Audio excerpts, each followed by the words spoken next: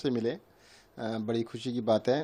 और देश के अंदर अभी भी न्याय है, संविधान है, तो उसको मानना पड़ेगा। अगर संविधान नहीं होता, न्याय नहीं होता, अदालतें नहीं होती, तो शायद जिस तरह की सरकार केंद्र में चल रही है वो तो फांसी पर लटका देती है। एक्सपीरियंस कैसा रहा इतने दिनों जेल में रहने का? कटु अनुभव काफी रहे।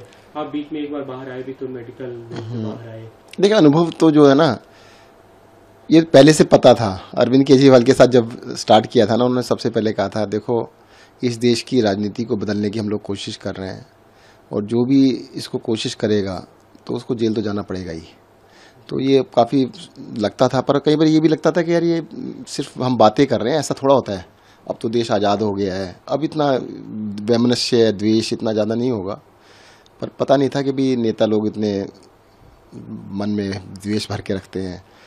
देखो, देश के लिए सब भले करने के लिए आए हैं ना, सारे जितने भी लोग हैं, पार्टियां हैं, देश का अच्छा करना चाहती हैं।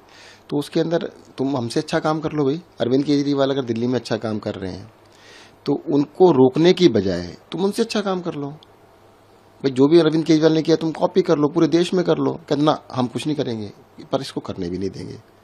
और सबसे बड़ा कारण क्या है कि भाई ये जेल जाने के बाद ये अनुभव हुआ कि भाई कई बार सोचा कि भाई मुझे जेल भेज दिया, अरविंद जी को जेल भेजा, मनीष जी को भेज दिया, संजय सिंह को भेजा, कितने तमाम हमारे नेताओं को जेल भेजा।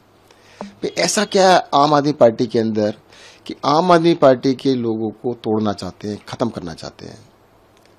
तो ये जो अनुभव है, जो सोचा वहां पे, तो ये निष्कर्ष ये निकला कि भाई इसका सिर्फ एक ही कारण है। इस देश में बहुत सारी पार्टियां बनी, पर वो इन जो सो कॉल्ड बहुत बड़ी बड़ी पार्टियां का कुछ बिगाड़ नहीं पाई। राजनीति जैसे चल रही थी वैसी चल रही है, तो उस तरह की चलती रहे तो कोई दिक्कत नहीं। आम आदमी पार्टी, अरविंद केजरीवाल इलेक्शन पॉलिटिक्स में आए, इनको कोई फर्क नहीं पड़ता, पर इनके जैसे नहीं बने इसलिए फर्क पड़ता है। तो उन्होंने पूरी की पूरी जान इस बात पे लगाई कि अरविंद केजरीवाल को तोड़ दें, इस पार्टी को खत्म कर दें, किसी की तरीके से इसको खत्म किया जाए। हम सबको अरेस्ट इसलिए किया गया कि एजुकेटेड, पढ़े लिखे लोग जो देश के लिए कुछ करना चाहते हैं वो आगे ना आए, उनको डराने के लिए किया। जब आपकी गिरफ्तारी हुई उस समय ये आबकारी मामला उस समय तक नहीं था, तो एक तरह से आपका सेपरेट केस था, जो भी बातें कही जा रही थी उसमें, उसके बारे में अगर आप कुछ बताएं कि क्यों, मतलब क्या लूप देखो केस के बारे में तो जब खुलेगा ना सब पता लगेगा। भाई मैं अकेला एक ऐसा आदमी हूं जिसने इलेक्शन लड़ने से पहले, मुझे टिकट मिला था 21 जुलाई 2013 में।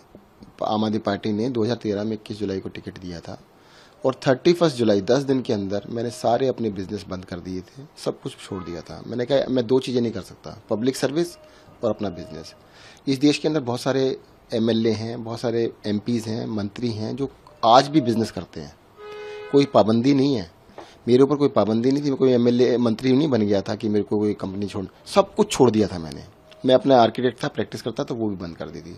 सब कुछ त्यागने के बाद एक्टिव पॉलिटिक्स में आए थे। लेकिन जो मनी लॉन्ड्रिंग के आरोप, मैं बता देता हूँ ना, वो जो लॉन्ड्रिंग के आरोप थे, ईडी को 7 साल हो गए ना इनमें इंक्वायरी करते हुए। 7 साल से अभी इंक्वायरी चल रही है, खत्म नहीं हुई है। 24 अगस्त 2017 को सीबीआई ने केस दर्ज किया, 7 दिन के अंदर ईडी ने दर्ज कर लिया 30 अगस्त को।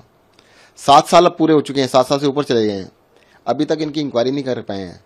अगर तुमसे इंक्वायरी कंप्लीट नहीं हुई तो तुम करके आ रहे हो भाई? कहते नहीं यार, अरेस्ट करना था, हमने अपना काम कर लिया। उनका असली मकसद था सत्येंद्र को अरेस्ट करना, सत्येंद्र को जेल के अंदर रखना, अरविंद केजरीवाल को अरेस्ट करना, उनको जेल में रखना, मनीष सिसोदिया को अरेस्ट करना, संजय सिंह को अरेस्ट करना। वो अपना काम किया उन्होंने।